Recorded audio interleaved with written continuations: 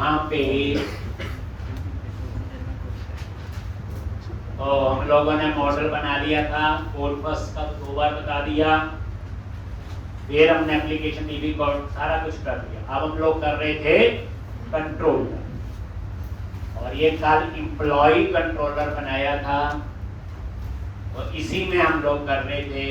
कुछ नई चीज भी आपने देखी, एक मैंने कंसेप्ट समझाया यहाँ पे, कंट्रोलर क्या है ये मैं बता चुका हूँ आपको।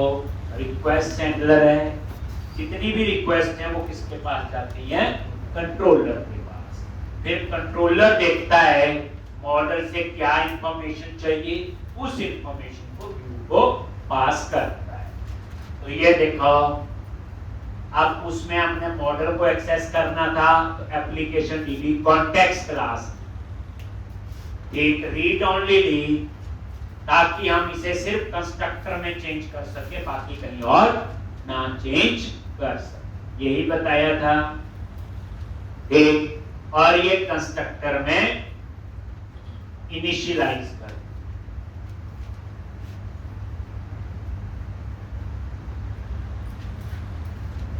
एक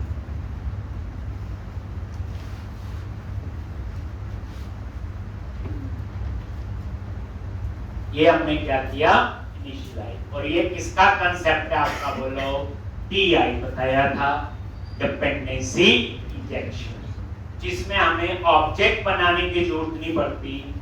इसमें क्या होता है, जब हम इस क्लास को यूज करेंगे खुद ऑब्जेक्ट बनाएगा, और खुद यूज होने के बाद उस ऑब्जेक्ट को डिस्ट्रॉय करता है। एक तो ये क्या कंसेप्ट है, इसको क्या बोलते हैं हम लोग, टीआई, डिपेंडेंसी इंजेक्शन। ये भी ASP.NET कोर में ही ऐड हुआ। ये सारा मैंने कल आपको बताया था। उसके बाद ये इंडेक्स सेक्शन बना हुआ, ये जो एक्शन है ये व्यू के साथ एसोसिएट है। तो जो एक्शन है वो स्पेशल मेथड्स होते हैं जो किसके साथ एसोसिएट होते हैं, व्यू। ठीक, तो अब ये देखो यहां पे पब्लिक आई एक्शन रिजल्ट इंडेक्स, ये इंडेक्स सेक्शन मैंने यूज करना है डिस्प्ले के लिए। किसके लिए यूज करना मैंने, डिस्प्ले के लिए।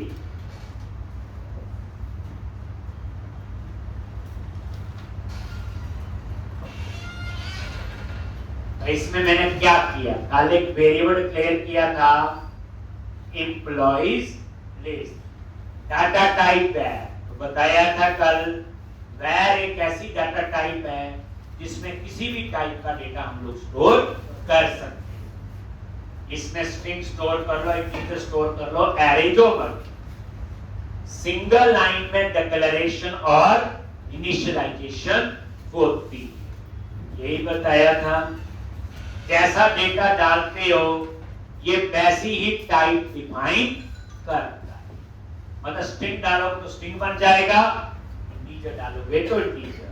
और ये कब डिसाइड करता है, कंपाइल टाइम पे इसकी क्या डाटा टाइप होगी, ना कि रन टाइम।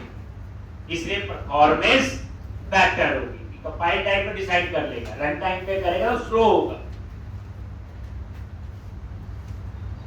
अब कॉन्टेक्स्ट डॉट, तो ये आपके ऊपर ये वेरिएबल है अंडरस्कोर कॉन्टेक्स्ट, और उसमें जो टेबल है वो एम्प्लॉइज। देख लो एम्प्लॉइज पे F12 प्रेस करो, देखो आ गए यहाँ पे, ये बनाया था कल डॉट टू लिस्ट। आप देखो मैंने अंडरस्कोर कॉन्टेक्स्ट क्लास का कोई ऑब्जेक्ट थोड़ी बनाया, बनाया ऑब्जेक्ट, ये DI का था। नहीं तो रूल ये कहता कि क्लास के नेम के साथ स्टैटिक मेंबर एक्सेस होते हैं, बट एम्प्लॉय तो स्टैटिक मेंबर नहीं है। तो मतलब कहने का मतलब ये क्लास का ऑब्जेक्ट बनेगा जब ये यूज होगा, और उस ऑब्जेक्ट को क्या कर देगा, ये डिस्ट्रॉय। ये बड़ा अच्छा कंसेप्ट है ASP.NET कोर में, इसको हम कहते हैं DI, डिपेंडेंसी इंजेक्शन। ये क्या करता है, जब जरूरत होती है ऑब्जेक्ट बनाता है, जब जरूरत नहीं है तो फिर वो डिस्ट्रॉय कर। और ये टू लिस्ट, तो ये टू लिस्ट क्या करेगा, एम्प्लॉइज मॉडल में जितना भी डाटा होगा उस डेटा को इसमें स्टोर कर। और ये जो एम्प्लॉय लिस्ट है ये किस टाइप का होगा, जैसा डाटा आएगा। अब इसमें डेटा क्या आएगा, एक एरे, एक कलेक्शन। बेसिकली देखो टू लिस्ट पे जब जाते हो ये लिखा होगा लिस्ट मॉडल्स डॉट एम्प्लॉय या आई इनमरेबल मॉडल डॉट एम्प्लॉय। अब यहां पे ये रिटर्न कर रहा है कलेक्शन। कलेक्शन क्या होती है आपकी, बोलो, एरे ऑफ ऑब्जेक्ट्स। बताया था कल, बच्चे बरसात आ गई, बारिशें होती रहेगी, छुट्टी करोगे तो बारिश कई दिन याद रहेगी। जो बात मैं अभी समझा रहा हूं कल मैंने ये डिटेल में समझाई। अब जो कल बारिश से डर गए उनको तो तकलीफ होगी, उनको 2-4 बार और समझना पड़ेगा, तब ये सारा कल वाला ही कंसेप्ट। तो डॉट यहाँ बच्चे क्लास लगनी है तो लगी, चाहे बारिश हो चाहे जो मर्जी, जो टाइम दिया है। ये मेरी हिस्ट्री आज से इतने 25 साल से पढ़ा रहा हूँ, कभी ऐसा नहीं होगा आप आए और क्लास नहीं लगी। मतलब कहने का क्लास लगनी है तो लग। आप देखो लिस्ट, तो ये आपका, तो ये क्या कर रहा है, रिटर्न कलेक्शन। कलेक्शन क्या होती, एरे ऑफ ऑब्जेक्ट। तो इसका मतलब क्या हुआ, ये जो एम्प्लॉय लिस्ट है, देख लो ध्यान से, एम्प्लॉय लिस्ट पे माउस लेके गए, किस टाइप का बना, list of model dot employ. आप सिंपल भाषा में समझो, एम्प्लॉय क्लास है, ये उस क्लास का ऑब्जेक्ट बनेगा, उसका एरे है बस। तो ये डिस्प्ले का कोड है। डिस्प्ले का कोड SQL की लैंग्वेज में क्या होता है, टेबल से डाटा फेच करना, तो हम उसके लिए SQL में क्वेरी लिखते हैं सेलेक्ट स्टार फ्रॉम टेबल। ये एंटिटी फ्रेमवर्क के सिंटैक्स है, यहां आपको सेलेक्ट करने की जरूरत नहीं। ये क्या करेगा, देख सारे एम्प्लॉय का डाटा जो है वो इसमें डाल देगा। अब ये डेटा हमें व्यू में चाहिए, तो ये रिटर्न व्यू, और ये इसके अंदर पास। अभी हम बनाएंगे तो व्यू का नाम होगा इंडेक्स।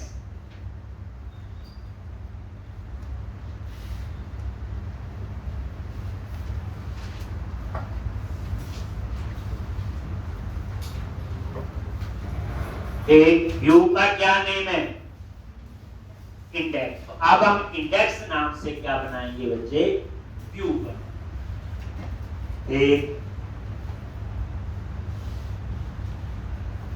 जब हम 4 प्रोजेक्ट बनाएंगे पूरे एबीसी यूज करके एसपी डॉक्यूमेंट कोड में, तो आपकी पूरी कमांड होगी। चलो अब हमने व्यू बनाना है, और व्यू का नाम हम क्या रखेंगे, इंडेक्स, और वहां पे एम्प्लॉइज का डेटा डिस्प्ले करें। चलो तो व्यू बनाने के लिए कहां जाएंगे, बताया हुआ, व्यूज फोल्डर पे जाओ और कंट्रोलर नाम से फोल्डर बनाओ पहले, और कंट्रोलर का नाम क्या है, एम्प्लॉय। ऐसे व्यूज पे राइट क्लिक किया, ऐड न्यू फोल्डर, एम्प्लॉय,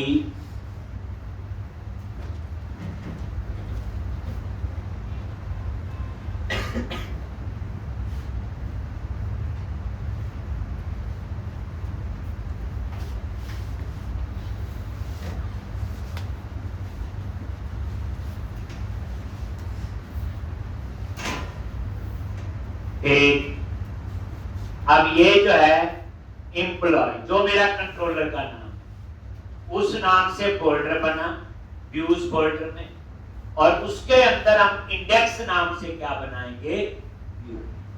कैसे? एम्प्लॉय पे राइट क्लिक करो, add view,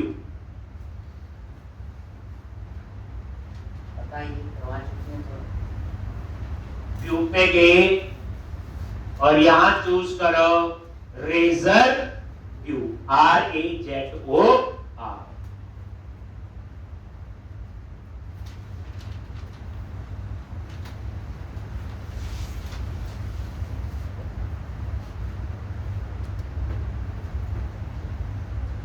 Then click on add.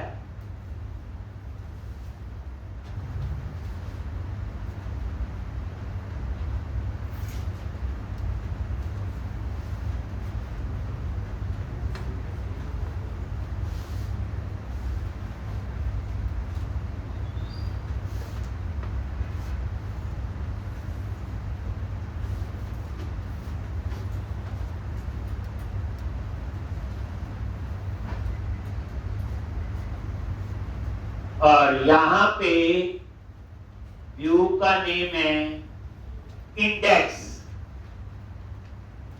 क्या दे दिया? इंडेक्स। जो मेरा एक्शन का नाम है इंडेक्स, वही मैंने क्या दिया? व्यू का। उसके बाद टेम्पलेट, तो यहां पे इस क्वेश्चन में ये मैं बने हुए टेम्पलेट यूज करवाऊंगा, लेकिन अगले क्वेश्चन में ये कोड हम खुद लिखते हैं, फिर ये टेम्पलेट यूज करेंगे, तब हम यूज करेंगे ये एम्प्टी। बट अभी मैं इंडेक्स के लिए यूज करने वाला हूं लिस्ट। ये लिस्ट वाला क्या करेगा? खुद ही इसका डिजाइन बना दे, बस हम उस डिजाइन को समझें। हमारा एक फोकस होता है, मॉडल बन गया, कंट्रोलर का कोड हम एक एक लाइन लिख रहे हैं, वो हम इस एप्लीकेशन में डिटेल में समझें। व्यू में ये बना हुआ व्यू होगा लिस्ट। लिस्ट क्या है? एक बना हुआ टेम्पलेट, हम उसको यूज कर रहे हैं, प्री डिफाइंड है। तो अगली एप्लीकेशन बनाऊंगा तो ये जो टेम्पलेट है बना हुआ यूज करेंगे, फिर हम अपना ही बनाएंगे। तो यहां चूज किया लिस्ट, मॉडल क्लास, क्लास का नाम क्या? Model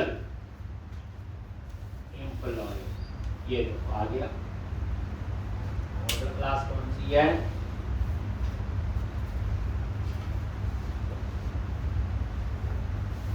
employ.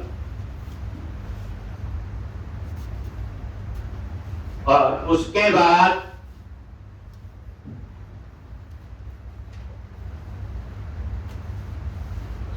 DB context class, तो एप्लीकेशन DB कॉन्टेक्स्ट।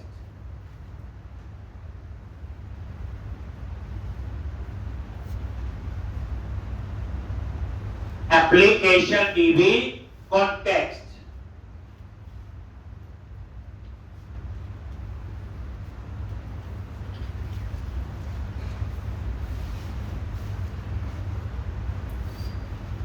ये जो DB कॉन्टेक्स्ट क्लास है, एप्लीकेशन DB कॉन्टेक्स्ट जो हमने बनाई, then click on add, click on add, और ये ऐड बटन पे क्लिक।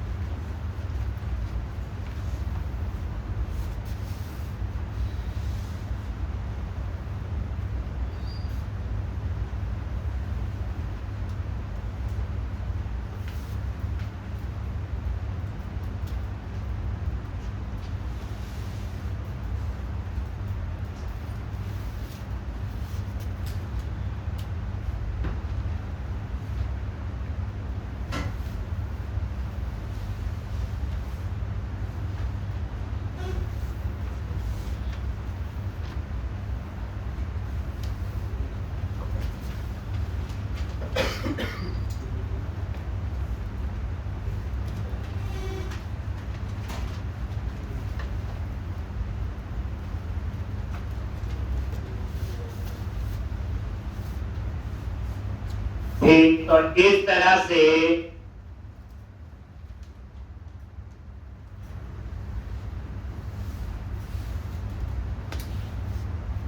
ये आपका U1, ये देखो पहले से कोड लिखा,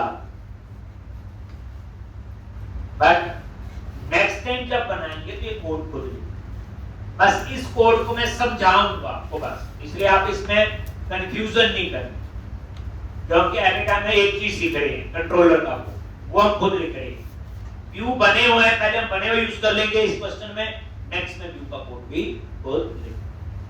तो अब ये देखो यहां पे पहले हम लोग एक बार इसे रन करते हैं, फिर हम इसको ठीक करेंगे। लो रन किया, वही F5 शॉर्टकट की याद रख लो।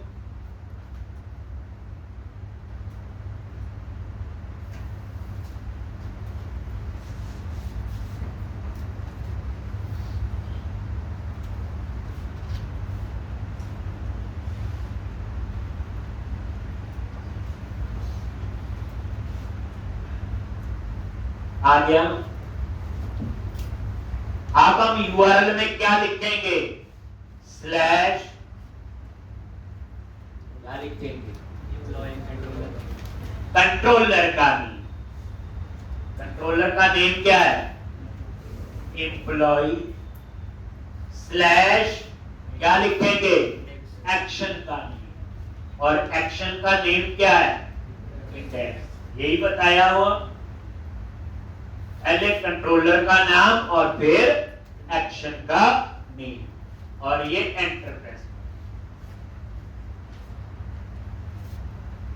ये लो, और ये देखो इंडेक्स लिखा है, क्रिएट न्यू, नया एम्प्लॉय बनाना है, वो बाद में देखो। और ये देखो नेम, एड्रेस और सैलरी, आपको नंबर नहीं आया, आईडी क्यों नहीं आया, वो तो पता ही है 1 2 3 करके उसको स्क्रीन पे डिस्प्ले करना चाहें तो हम कर सकते। तो ये आपका, तो सबसे पहले हम चाहते हैं यहां पे मेन्यू आ जाए, एम्प्लॉय लिस्ट। जैसे इस पे क्लिक करूं तो ये वाला आना चाहिए, नहीं तो अभी देखो होम पे क्लिक किया, होम आ गया, प्राइवेसी पे प्राइवेसी आ गया, तो हम अपना ही बना लेते हैं इधर। तो कहां बनाएंगे, इसको मिनिमाइज करते हैं, बताओ जल्दी, बताया हुआ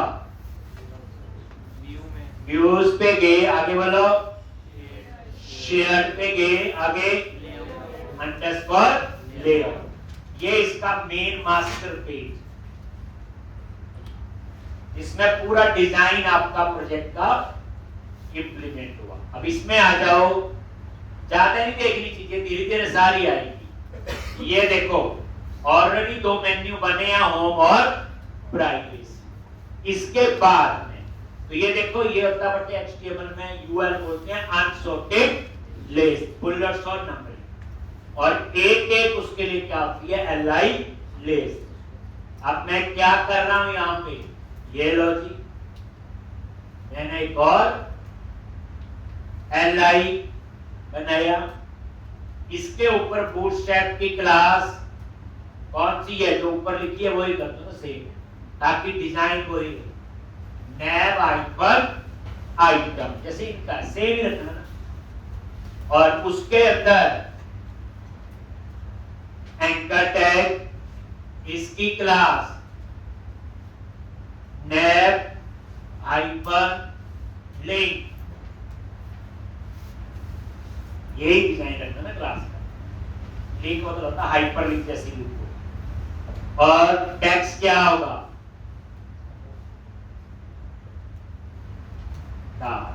मैं अपनी मर्जी से नहीं लिखा, जो इन्होंने बनाया वही कर रहा हूं, ताकि डिजाइन में कोई फर्क ना हो। एरिया ये आगे बताएंगे, यहां पे ASP हाइपर कंट्रोलर, ये जो लिखते हैं ना बच्चे ASP हाइपर करके कंट्रोलर, ये होते हैं टैग हेल्पर। क्या बोलते हैं इनको, टैग हेल्पर। जैसे पुराने वर्जन में ASP.NET HTML हेल्पर होते हैं, अब जो यूज होते हैं ASP.NET कोड में लेटेस्ट वही है टैग। और यहां पे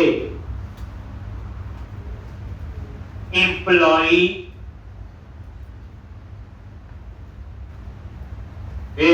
ASP हाइफन एक्शन इंडेक्स।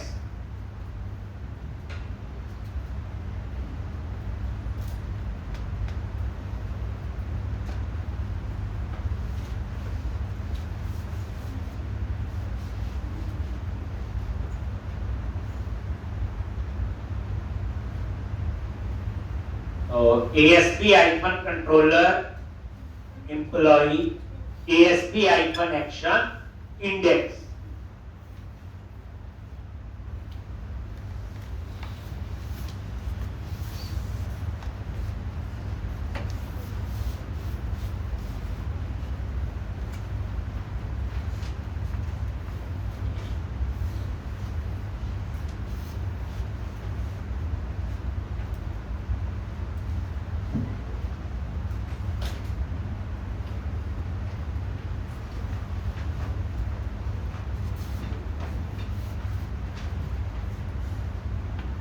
एक और यहां पे क्या लिखना है, एम्प्लॉइज प्लेस, कुछ भी नहीं दे दो हैंडिंग के। एएसपी हाइफन एक्शन, ये भी क्या है, टैग है। एक ये कंट्रोलर बता दिया और ये एक्शन। एरिया यूज होगा जब प्रोजेक्ट में करेंगे काम, तब आपको बताएंगे बड़े प्रोजेक्ट में।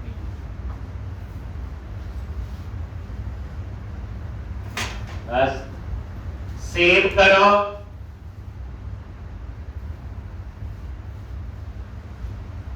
एक ये अभी ये मैंने बंद नहीं किया था, ब्राउजर ओपन है, यहां आना चाहिए, रिफ्रेश करो। तो जैसे रिफ्रेश किया तो नहीं आया यहां, तो क्या करना पड़ेगा, प्रोजेक्ट को दोबारा से रन करते हैं। देखो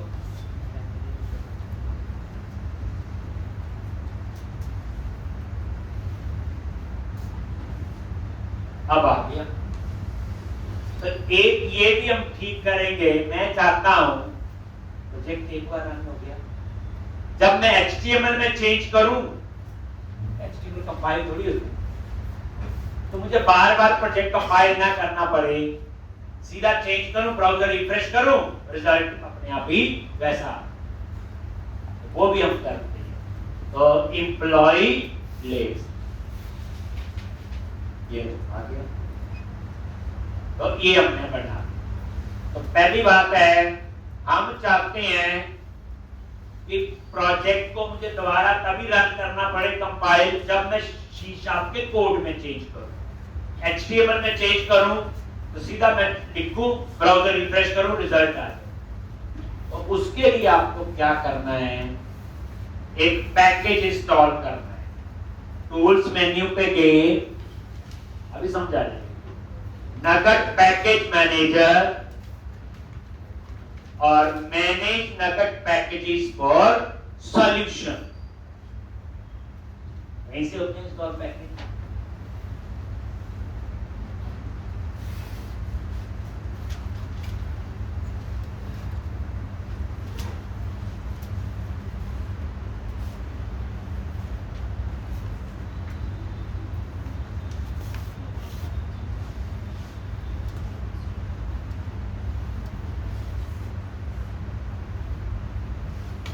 और यहां पे सर्च किया, कंपाइलेशन लिखा, क्या लिखा, कीवर्ड कंपाइलेशन। और ये जो सेकंड ऑप्शन है, microsoft.asp.net.co.razor.runtime कंपाइलेशन, और ये टिक कर, ये प्रोजेक्ट सेलेक्ट कर लिया और ये पैकेज। उसके बाद इंस्टॉल, वर्जन वही आ रहा है 10.0.9, इंस्टॉल। ज्यादा टाइम नहीं लगता। आई एक्सेप्ट, लो इंस्टॉल हो। अगर आपको देखना है कौन से वाला, ये कंपाइलेशन लिखा, सेकंड वाला जो था, और इंस्टॉल। अब आपको देखना इंस्टॉल हुआ कि नहीं, सॉल्यूशन एक्सप्लोरर में जाओ, प्रोजेक्ट पे डबल क्लिक कर। जैसे प्रोजेक्ट पे डबल क्लिक किया, पहले 3 पैकेज थे, अब एक और लो, नाम लिख लो अगर कोई कहां नजर नहीं। Microsoft.ASP.NET Core.MVC.Razor. ये जो रेजर है, RAZOR, ये रेजर सिंटैक्स है। जो हम लोग व्यू में कोड लिखेंगे ना, वहां पे ये सिंटैक्स होते हैं, इजी टू यूज है और यूजर फ्रेंडली। पहले हम कर भी चुके हैं, याद होगा आपको। तो रेजर पे जाते हैं, हम थक जाए पढ़ के क्या पूछ दिया, या रेजर सिंटैक्स यूज करने आते हैं। तो जो हम व्यू में कोड लिखेंगे वो सारे रेजर सिंटैक्स ही होते हैं। हो गया। उसके बाद जब पैकेज इंस्टॉल हो गया तो फिर क्या करना है,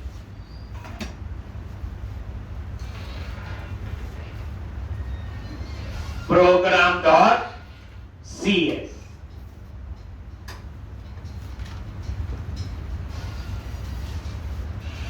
program.cs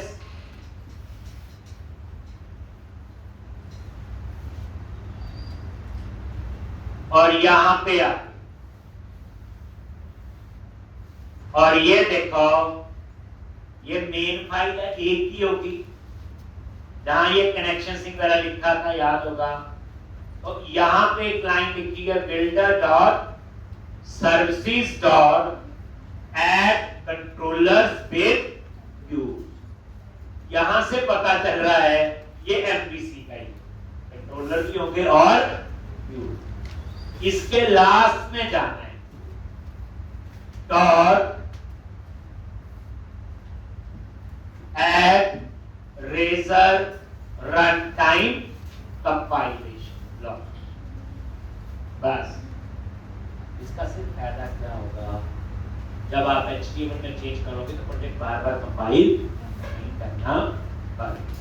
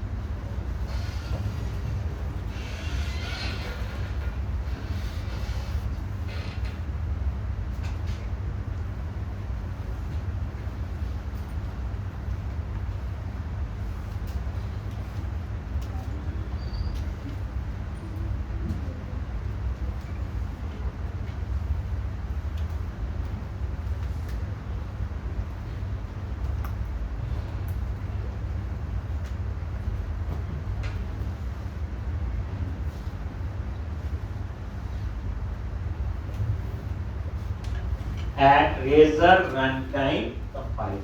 अब इसके बेनिफिट देखो, सारा क्लोज करो, ये लो जी। अब आप ये भी पूरा क्लोज ही है।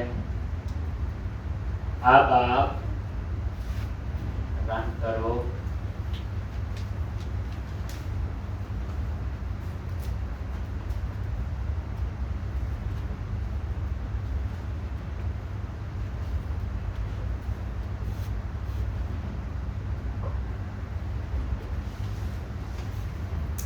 employees list,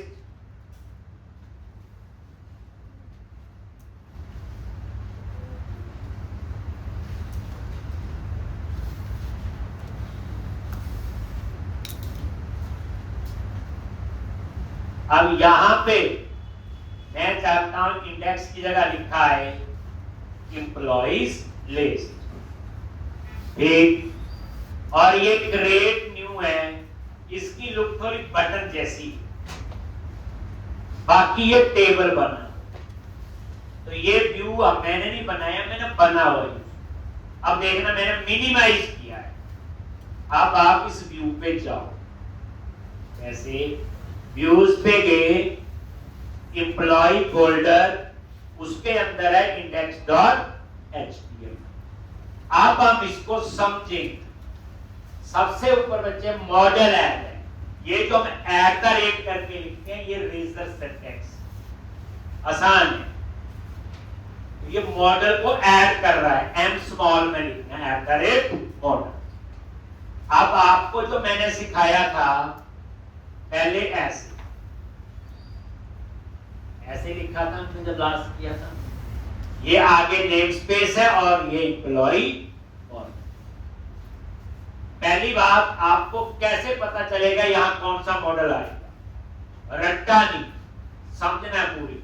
controller, employ, controller, क्योंकि जब आप इंडेक्स सेक्शन पे आओगे तो यहीं से व्यू पे जाओगे। व्यू को क्या इंफॉर्मेशन जा रही? Employ list. अब ये एम्प्लॉय लिस्ट किस टाइप का है? ये लिखा हुआ लिस्ट ऑफ एम्प्लॉय, कलेक्शन है। तो यहां पे मुझे क्या लिखनी पड़ेगी?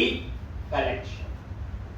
तो इसके आगे इन्होंने तभी क्या लिखा हुआ? आई इनम्बरेबल। आई इनम्बरेबल जो होता है वो भी किसके लिए होता है? आपका कलेक्शन बनाने के लिए, मतलब array of object.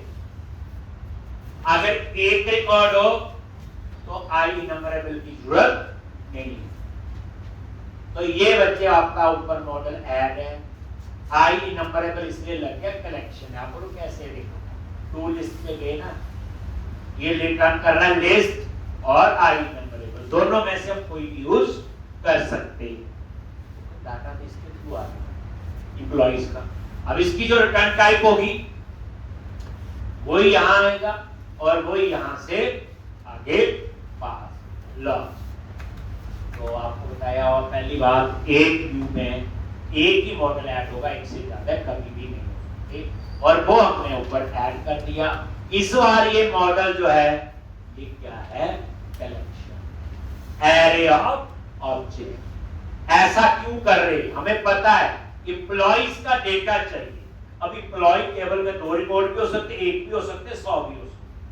That's why I इनम्बरेबल आगे लगा है। और ये आपकी एंगुलर बैक स्टार्ट हुई और ये एंगुलर क्लोज।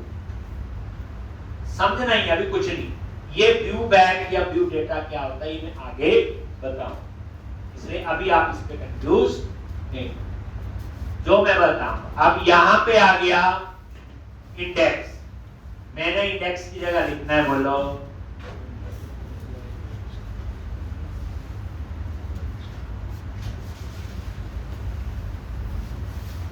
Employees list. एक, और ये H1 ना यूज करो बच्चे, क्या कर लो इसको H2, क्योंकि H1 टैग एक ही होता है, एक ही लगाना चाहिए एज पर गूगल का। H2 आप जितने मर्जी लगा लो या H3 लगा सकते हो, तो साइज का ही फर्क होता है। H1 एक इसलिए एडजस्ट करते हैं कि कल को सर्चिंग करनी हो तो एक टैगिंग होगा, एक पे सर्च करेगा। अगर H1 ही 6 लगा दिए तो उसको पता नहीं चलेगा हेडिंग कौन। अब मैंने लिखा एम्प्लॉइज लिस्ट।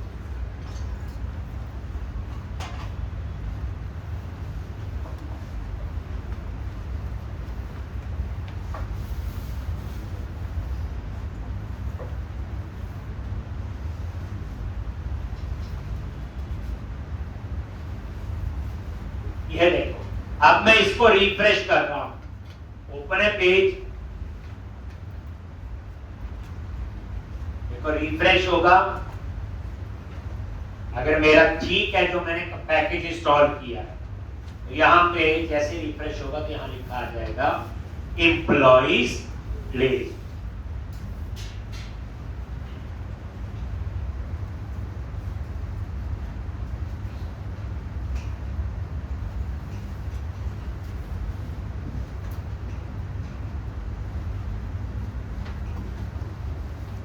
आ गया जी। अब मुझे रन नहीं करना पड़ा,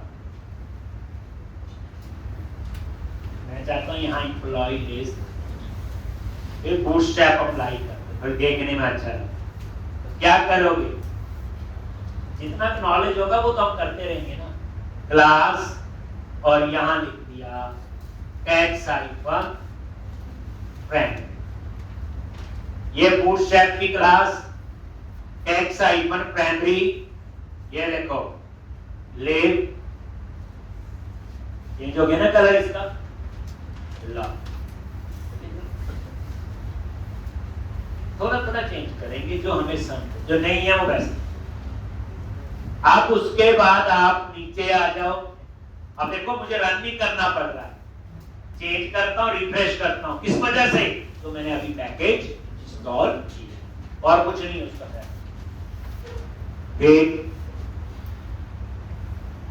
साथ साथ बच्चे प्रैक्टिस शुरू कर देना अब, नहीं तो दिल्ली दूर है। अब यहां पे ये क्रिएट न्यू, इसके लिए क्या होगा, जब नया एम्प्लॉय ऐड करना है उसके लिए तो यहां क्या लिखा हुआ, ASP हाइफन एक्शन क्रिएट, ये क्रिएट नाम से एक्शन बनाएंगे, अभी बनाया नहीं। थोड़ा सा हम लोग इस पे बूटस्ट्रैप अप्लाई कर देते हैं जो हमें आती है।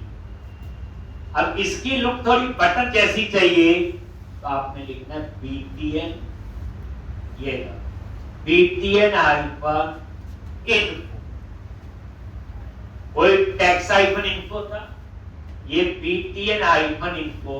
अभी देखना पहले, ये देखो रिफ्रेश करो पता चल जाएगा कैसी आगे लुक, बटन देखने में ऐसा लग रहा है। ठीक, अब यहां पे टेक्स्ट इसका वाइट कर दो, ब्लैक नहीं अच्छा लग रहा है। लो देखो ना, अगर BTN इन्फो नहीं लिखना, आप चाहते सक्सेस, ये सक्सेस लिखा कोई और, इसके ऊपर वाइट अपने आप ही, BTN हाइफन डेंजर तो रेड कलर में आएगा। तो इसलिए बूटस्ट्रैप क्लासेस का रट्टा नहीं मारना, टेक्स्ट चेंज करना ना, तो text hyphen primary, text hyphen info, text hyphen success, text hyphen danger. Button बनाना है BTN hyphen success info primary, ठीक। बैकग्राउंड कलर चेंज करना है BG hyphen info, BG hyphen primary. तो मतलब एक लॉजिकल चीज को याद रखेंगे तो रटने की जरूरत नहीं पड़ेगी। हो गया जी, ला जी, बटन बन गया। लेकिन क्रिएट न्यू पे जब हम क्लिक करेंगे तो एक एक्शन हमने बनाना है, अभी बनाया नहीं, उसका नाम होगा क्रिएट। ये तो अभी बनाएंगे तब देखेंगे, मैंने तो डिजाइन ही चेंज की। अब यहां पे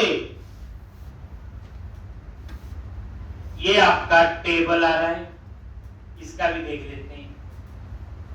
तो ये टेबल क्लास टेबल, इसके ऊपर बूटस्ट्रैप अप्लाई करते थोड़ा सा अच्छा लगेगा।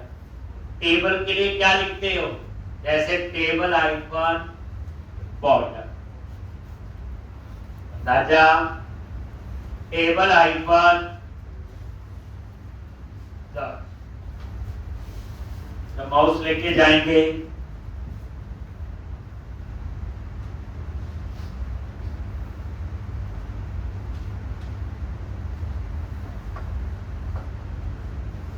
टेबल आइकन,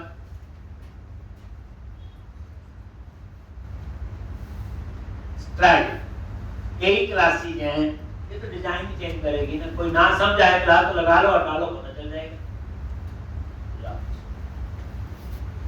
ये मैंने चेंज, बस मैं वैसे कुछ ज्यादा इनसे बूटस्ट्रैप में थोड़ा खेल रहे हैं, थोड़ा बहुत हमें आ गया ना।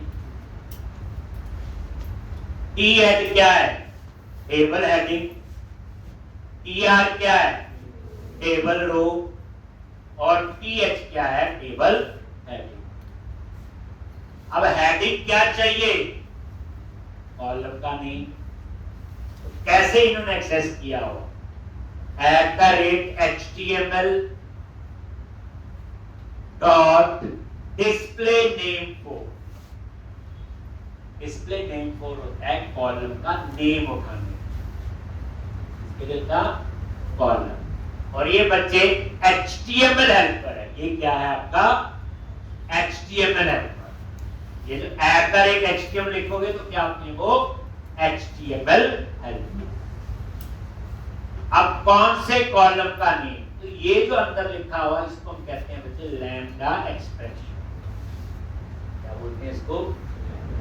एक। अब यहां पे m वेरिएबल ले लिया, गोज टू ऑपरेटर, ये m वेरिएबल ले लिया, गोज टू ऑपरेटर। ये m वेरिएबल ऑटोमेटिकली उस टाइप का डिक्लेयर होगा जिस टाइप का मॉडल, चाहे इसका m रख लो नाम, चाहे a, मैं जान के चेंज किया। और ये देखो m डॉट नेम, क्या आएगा यहां पे नेम। अब ये देखो ये m जो है ये लैम्डा एक्सप्रेशन क्या होती है, शॉर्टकट्स होते हैं। मतलब कहने का जिसके लिए हो सकता है 4 लाइनें लिखने पर वो काम हम एक से कर सकते हैं। जैसे देखो अब m आपका एक वेरिएबल क्लियर हुआ, देखो इस पे माउस लेके जाओ, किस टाइप का हुआ एम्प्लॉय। इसको कैसे पता चला, एक ये डिस्प्ले नेम फॉर किस टाइप का है एम्प्लॉय।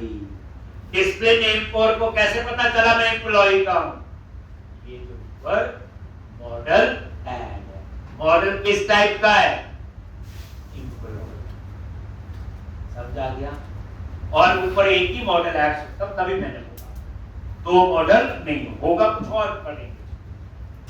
ठीक, तो ये देखो ऑटोमेटिकली m वेरिएबल किस टाइप का डिक्लेयर हुआ एम्प्लॉय टाइप का, तभी goes to operator equal to greater than, ये सिंटैक्स है, और m डॉट नेम, तो ये क्या उठाएगा कॉलम का।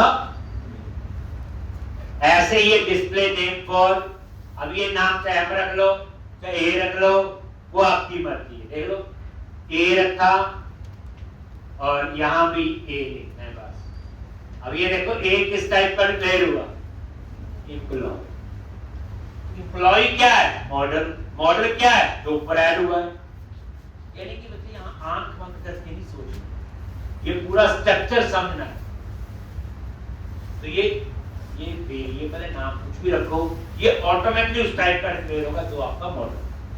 a डॉट एड्रेस, बस वही हो गया ये सेल। ये डिस्प्ले नेम फॉर किसके लिए होता है बच्चे कॉलम का नेम। जैसे डिस्प्ले नेम फॉर होता है ऐसे लेबल फॉर भी होगा, आगे आएगा तो बताएगा। और एक th एक्स्ट्रा, ठीक, इसमें क्या आएगा वो मैं नीचे जब बताऊंगा यूज कर। ठीक है जी, अब ये हेडिंग की रो आ गई यहां तक, th क्लोज, ठीक, तो ये कौन सी रो है आपकी, रिफ्रेश किया लॉक, ये वाटर बुक आ गया ना, पहले नहीं आ रहा था, तो ये आपकी रो आ। अब इसके नीचे यहां नेम, यहां एड्रेस और यहां सेल। अब वो डेटा टेबल से आएगा, अब टेबल से डेटा उठा के हमने एम्प्लॉय लिस्ट में डाल दिया, एम्प्लॉय लिस्ट से वो पास कर दिया व्यू को, हम आगे व्यू पे, और व्यू को उस मॉडल में ऐड कर दिया। तो अब डेटा डिस्प्ले करने तो लूप लगाना पड़ेगा। आ जाओ,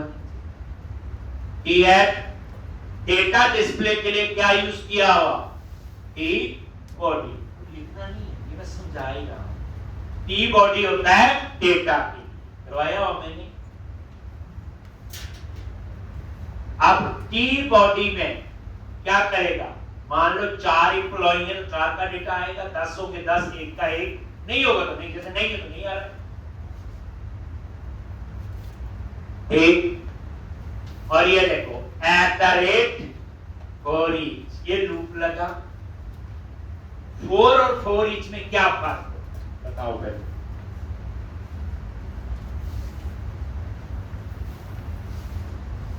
ये कोड हमने लिखने हैं, जैसे ऐसे करूँगा ऐसे, मैं आपको समझा रहा हूँ, और बड़ी दूर नहीं, इस क्वेश्चन के बाद जब दोबारा बनाएंगे ऐसा। तो अभी तो सिर्फ क्या कर रहे, समझ रहे, तो 30-40% भी पता होगा तो लिख पाएंगे। ये फोर लूप है, क्या फर्क होता फोर और फोर ईच? फोर लूप तो सुना सी में होता है, क्या फर्क होता?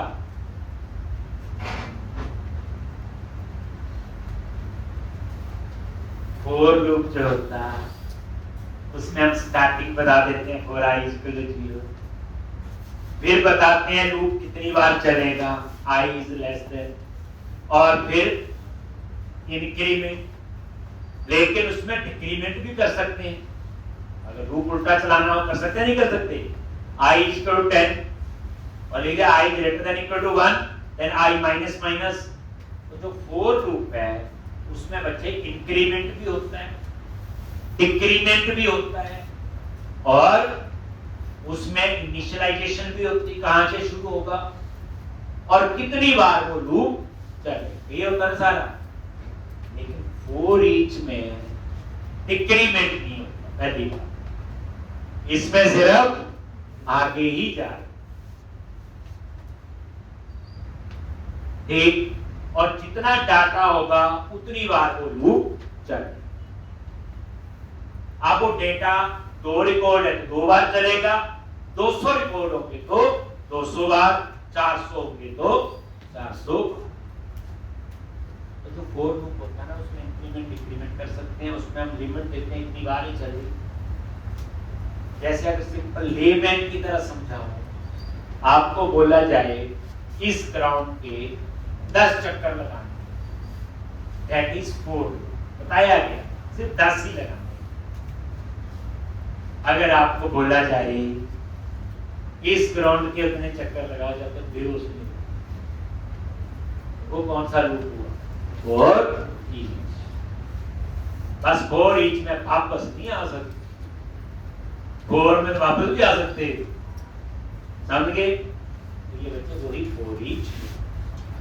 अब ये देखो, where जिस टाइप का डेटा होगा, ये आइटम एक वेरिएबल ले लिया, where आइटम, इन ये मॉडल क्या आपकी, बोलो,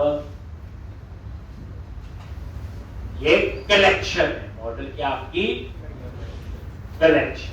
एक अब ये मॉडल कीवर्ड है, एम जो कैप्स में लिखा है, याद रखो। और ये मॉडल किस टाइप का डिक्लेयर हुआ?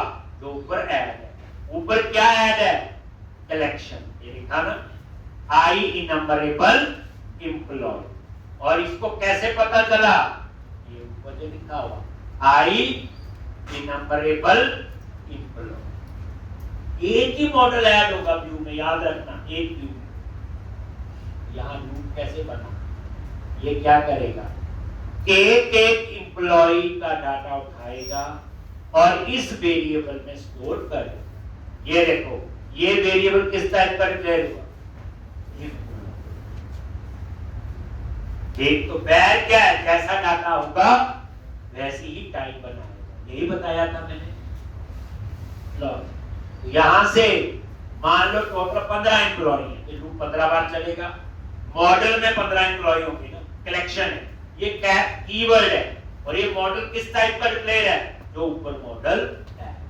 अब एक एक एम्प्लॉय का डाटा इसमें आ जाएगा, क्योंकि ये भी एम्प्लॉय टाइप का डिक्लेयर हुआ है। और उसके बाद टीआर रो लूप लगा, टीडी टेबल डेटा। अब डेटा कैसे एक्सेस करना है? @HTML। डेटा के लिए होता है आपका डिस्प्ले 4, कॉलम के नेम के लिए होता है डिस्प्ले नेम 4, डेटा के लिए होता है डिस्प्ले 4। और किसका डेटा? तो ये देखो, ये एक वेरिएबल ले लिया, कुछ भी नाम हो सकता है, और इसमें डाटा आएगा, ये देखो, item dot name, item dot address, item dot salary. देख आ गया, लूप चला। अगर डेटा भी तो है ही नहीं हमारे पास, इसलिए नहीं नजर आ रहा है। आइटम डॉट नेम से नेम, आइटम डॉट एड्रेस से एड्रेस, आइटम डॉट सैलरी से सैलरी। बस फर्क क्या है, ये डिस्प्ले 4, डिस्प्ले 4 होता है कॉलम के डेटा की, डिस्प्ले नेम 4 होता है कॉलम के नेम। हो गया। अब उसके बाद समझना ही है बच्चे, कोई लिखने की जरूरत नहीं चाहिए, तो मैंने कुछ नहीं किया। अब उसके बाद एक टीएच एक्स्ट्रा लगा था ऊपर, इसके अंदर हमने 3 बटन लगाने हैं, एक एडिट का, एक डिलीट का और एक डिटेल का। तो ये देखो, जैसे एम्प्लॉय का डाटा एडिट करना है, अपडेट करना है, डिटेल देखनी है, डिलीट करना है, ये सब कुछ कहानी इसमें आ रही। तो ये देखो, ये ना लिखा हुआ, अभी तो हम इसी को समझ सकते हैं, थोड़ा बहुत जो हमें आता है उतना चेंज करना है। जैसे एएसपी एक्शन, ये एक्शन का नाम एडिट, एडिट नाम से एक्शन बनाएंगे, अभी बनाया नहीं। ये उसमें एक पैरामीटर पास करेंगे, आईडी, क्या पास करेंगे, आईडी। भाई किस एम्प्लॉय का डेटा आपने एडिट करना, जैसे अपडेट करना, मान लो बताना तो पड़ेगा ना किस एम्प्लॉय की इंफॉर्मेशन अपडेट करनी है, तो ये आईडी। अब ये देखो पैरामीटर कैसे पास होता है, उसके लिए क्या आएगा, ASP-route, ये तो कीवर्ड है, और हाइफन के बाद जो आईडी है, एक हाइफन के बाद जो आईडी है, ये आपका क्या है, हाइफन के बाद जो आईडी है आपका,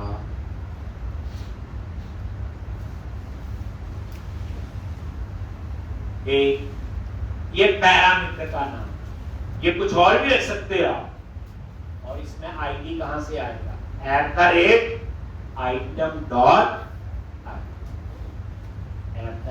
@item डॉट,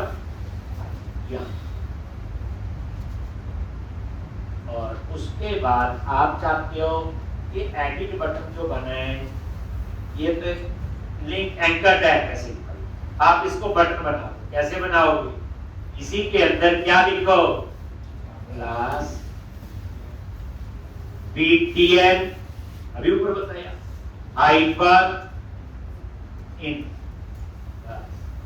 और कुछ नहीं चेंज किया। तो इसकी लुक कैसे होगी,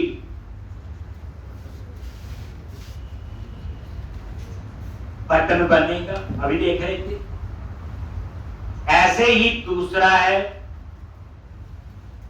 ये तो मैं आता नहीं, इसलिए थोड़ा बहुत तो कर ही देंगे।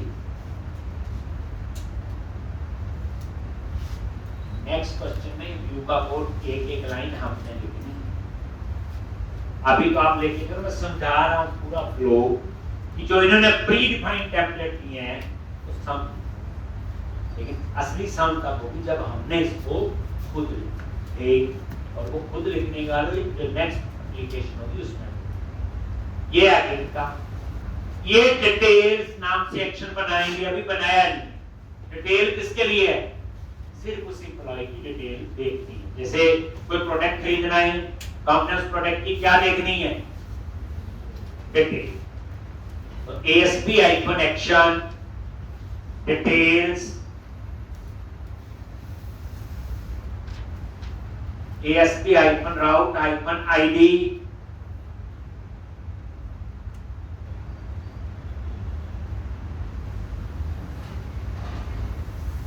item dot ID, क्योंकि इसमें भी बताना पड़ेगा किस एम्प्लॉय की डिटेल देखनी है, तो ये एक पैरामीटर होगा जिसका नाम होगा आई। डिटेल्स, अब इस पे भी बूटस्ट्रैप अप्लाई करते हुए ताकि लुक बटन जैसी हो, क्या लिखेंगे, BTN हाइपर सक्सेस, ये लॉजिक।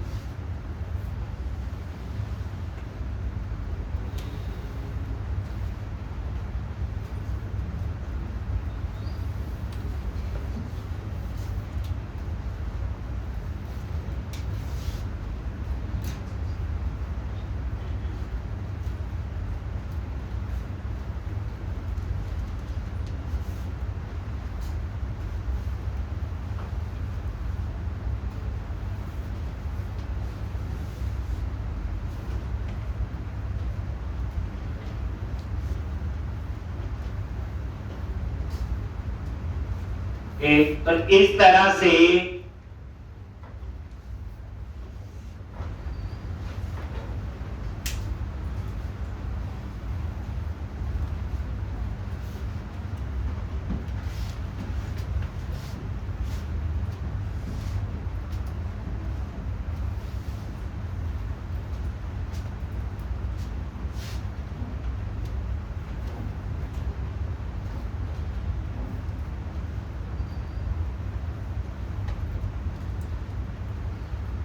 अब यहां पे डिलीट ASP-route-id और ये आ गया आइटम डॉट आई। डिलीट, किस एम्प्लॉय का डेटा डिलीट करना है वो भी आईडी चाहिए, सारा थोड़ी कर देना। तो इसमें भी आईडी पैरामीटर, लेकिन इसमें भी bootstrap apply class btn hyphen क्या लिखेंगे, change, बस ये एक कोशिश है कि इसको कंप्लीट करेंगे एप्लीकेशन को, और वीकेंड पे आपने ये पूरी एप्लीकेशन बनानी है 3-4 बार, ये शेड्यूल आपका होगा। और ये आपका हो गया, कुछ नहीं चेंज किया बस ये देखो टी बॉडी, ये लूप क्लोज हो रहा है, ब्रैकेट है, तो ये टी आता है, मान लो 5 रो तो 5 बार आ जाए, एक टी बॉडी और ये टेबल क्लोज। एक तो खैर अभी तो कुछ चेंजेस नजर नहीं आएंगे क्योंकि अभी हमारे पास डाटा है। कल हम आपके पहले क्या करेंगे, क्रिएट न्यू, जैसे इस पे क्लिक करेंगे तो क्रिएट नाम का हम पहले एक्शन बनाएंगे, और एक्शन कहां बनाएंगे, कंट्रोलर, जैसे इंडेक्स बना हुआ वैसे हम लोग यहाँ पे एक्शन। ठीक है बच्चे, पूरा समझ के देख बड़े आराम से हम लोग कर रहे हैं, ये 4-5 बार हम ऐसी ही चीजें करेंगे।